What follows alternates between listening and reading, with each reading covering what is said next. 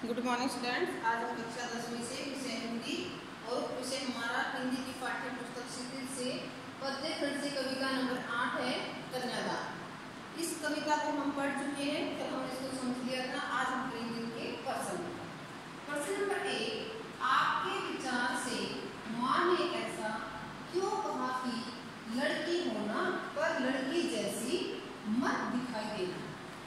जब हमने कविता को समझा था उस समय हमने पढ़ा था कि जो आखिरी पद्यांश था तो उसमें माता जो माँ अपनी बेटी को समझाती हुई कहती है कि लड़की होना लेकिन लड़की जैसी कभी दिखाई देती है। तो ऐसा क्यों कहा है माँ के इन शब्दों में लाक्षणिकता का गुण विद्यमान है। नारी में कोमलता, सुंदरता, शालीनता, सहन शक्ति, माधुर्य, ममता आदि गुण होते हैं। ये गुण ही परिवार को बनाने में आवश्यक होते हैं। इसलिए माँ ने कहा है कि उसका लड़की होना आवश्यक है। उसमें आज की सामाजिक स्थितियों का सामना करने का साहस होना चाहिए। उसमें सहजता, सजगता और सचेतता के गुण होने चाहिए। उसे दब्बू और डरपोक नहीं होना चाहिए। इसलिए उसे लड़की जैसी दिखाई नहीं देना चाहिए ताकि कोई सरलता से उसे डरा धमका न सके। यहाँ पर माँ ने अपनी बेटी को समझाते हुए कहा है, यानी माँ के जो लाक्षणिक गुणों को बताया है यहाँ पर, क्योंकि नारी में कोमलता, सुंदरता, शालीनता, सहनशीलता, माधुर्य, ममता, ये सारे गुण होते हैं और यही गुण होते हैं जो परिवार को बनाने में जरूरी होते हैं। माँ ने कहा है कि लड़की होना जरूरी है। उसमें आज की जो समाज में स्थितियां हैं लड़की के लिए उनको साहस करने का, यानी उनका सामना करने का साहस होना चाहिए। उसमें सहजता, सजगता और जो समाज में प्रचलित बुराइयां हैं उनके प्रति सचेतता का होना जरूरी है। उसे डरपोक और दब्बू नहीं बनना है ताकि कोई भी उसे लड़की समझकर कोई भी उसे डरा धमका ना सके।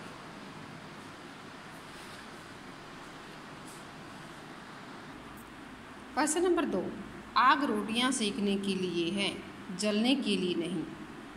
इन पंक्तियों में समाज में स्त्री की किस स्थिति की ओर संकेत किया गया है।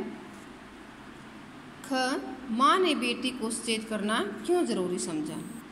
नंबर 1 देखिए, कवि ने इन पंक्तियों में समाज में विवाहिता स्त्री की स्थिति की ओर संकेत किया है।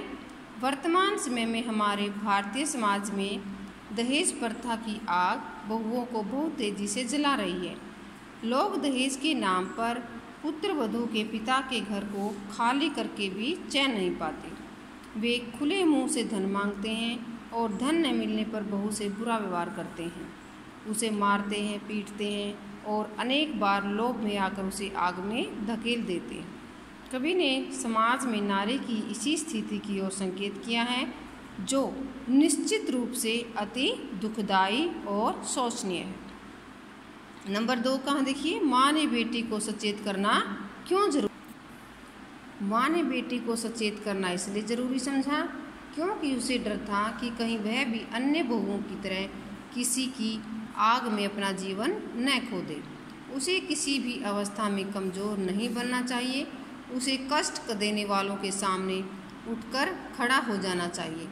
कोमलता नारी का शाश्वत गुण है, पर आज की परिस्थितियों में उसे कठोरता का पाठ अवश्य पढ़ लेना चाहिए ताकि किसी प्रकार की कठिनाई आने की स्थिति में उसका सामना कर सके।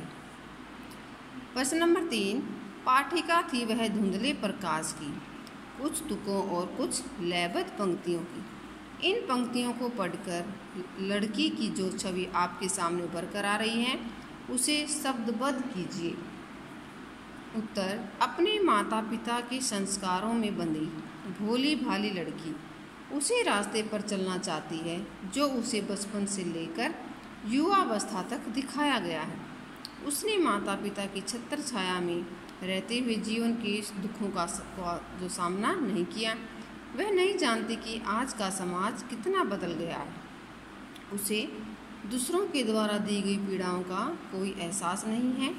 वह तो अज्ञान और अपनी छोटे से धुंधले प्रकाश में जीवन की कुछ तुकों और कुछ लयबद्ध पंक्तियों को पढ़ने वाली पाठिका है। प्रश्न नंबर 4, माँ को अपनी बेटी अंतिम पूंजी क्यों लग रही थी? अथवा कन्यादान कविता में बेटी को अंतिम पूंजी क्यों कहा गया है? उत्तर, माँ को अपनी बेटी अंतिम पूंजी लग रही थी क्योंकि वह अपने जीवन के सारे सुख दुख उसी के साथ बांटती थी। वही उसके सबसे निकट थी, वही उसकी साथी थी। माँ ने बेटी को क्या क्या सीख दी? माँ ने बेटी को सीख दी कि वह केवल सुंदरता पर न रिझे, बल्कि अपने आसपास के वातावरण के प्रति भी सचेत रहे। जिस पानी में झांकने पर उसे अपनी परछाई दिखाई देती है, उसकी गहराई को भी वह भली भांति जान ले, कहीं वही उसके लिए जानलेवा सिद्ध न हो जाए। वह उस आग की तपन का भी ध्यान रखे जो रोटी पकाने के काम आती है, कहीं ऐसा न हो कि वही उसको जला डाले। उसे लड़की लगना चाहिए पर लड़की जैसा कमज़ोर नहीं दिखना चाहिए। उसे दुनिया की पूरी समझ होनी चाहिए। ये थे हमारे प्रश्न जो पाठ्य पुस्तक के हैं 1 से लेकर 5 तक। आपने अपनी फेयर कॉपी पर इनको लिखना है और याद करना है।